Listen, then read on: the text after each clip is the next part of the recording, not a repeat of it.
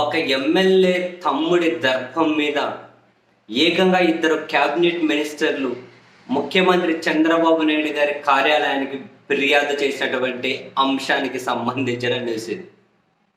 Allagadda MLA Akhila Priya గారి తమ్ముడు భూమా విఖ్యాత్ రెడ్డి నంద్యాల జిల్లా కలెక్టరేట్లో కలెక్టర్లు, మంత్రులు, ఎమ్మెల్యేలు, ఎంపీలు అందరూ కూర్చొని ఒక సమీక్షా సమావేశం అధికారులతోటి, కలెక్టరు, మినిస్టర్లు వీళ్ళు. వాళ్ళ పక్కనే భూమా విఖ్యాత్ రెడ్డి కూడా కూర్చొని అధికారులతో సమీక్ష నిర్వహించారు.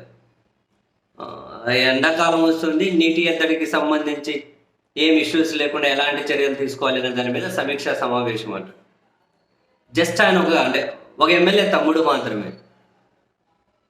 ఏకంగా అఫీషియల్ కార్యక్రమం, కలెక్టర్లు, మంత్రులు పాల్గొనే సమావేశంలో ఈయన కూర్చొని ఎక్కడైనా తేడాలు వస్తే బాగోదు అని చెప్పి అధికారులకు వార్నింగ్ ఇచ్చారట. అక్కడే ఆ దర్పం ఆయన అక్కడ కూర్చోవడం, వీటన్నిటి మీద జిల్లా అక్కడే ఉన్నటువంటి మంత్రులు బీసీ జనార్దన్ రెడ్డి, ఎన్ఎండి ఫరూక్ వీళ్ళిద్దరూ తాజాగా సీఎం కార్యాలయానికి ఫిర్యాదు చేశారు అట.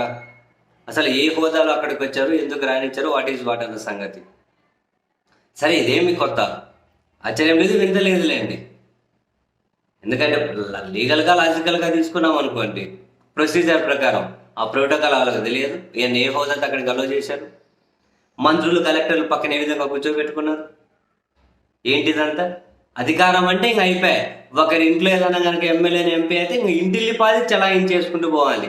ఈ దరిద్రం, ఈ జాడ్యం ఆంధ్రప్రదేశ్లో, తెలంగాణ కాకుండా అసలు దేశాన్ని ఎప్పుడు వీడుతుందో తెలియదు. కానీ ఇలాంటి జాడ్యం అధికారం అంటే అయిపోయి. ఇప్పుడు ఈ భూమా విఖ్యాత్ రెడ్డి ఒకరే కాదులేండి, అందరి పరిస్థితి అదే. బట్ ఇక్కడ అఖిల ప్రియ గారికి ప్లస్ మిగిలిన మంత్రులకు జిల్లాలో చాలా విభేదాలు ఉన్నాయి కాబట్టి, అఖిల ప్రియ వాళ్ళ తమ్ముడు కాబట్టి వీళ్ళు ఫిర్యాదు చేయడం, వీళ్ళు అదే పని చేస్తారు, ఇంకో రోజులు అదే పని చేసుకుంటూ పోతూ ఉన్నారు. అధికార దర్పాన్ని ఎట్లా ప్రదర్శిస్తున్నారు మనం చూసాం కదా. ఎమ్మెల్యే కొడుకులు, మినిస్టర్ల కొడుకులు ఎట్లా సమీక్షలు చేస్తున్నారు, ఎట్లా బెదిరిస్తున్నారు, ఎట్లా ఆర్డర్స్ ఇస్తున్నారు, ఇవన్నీ ఎక్కడ చూసినా కనిపిస్తూ ఉన్నవి.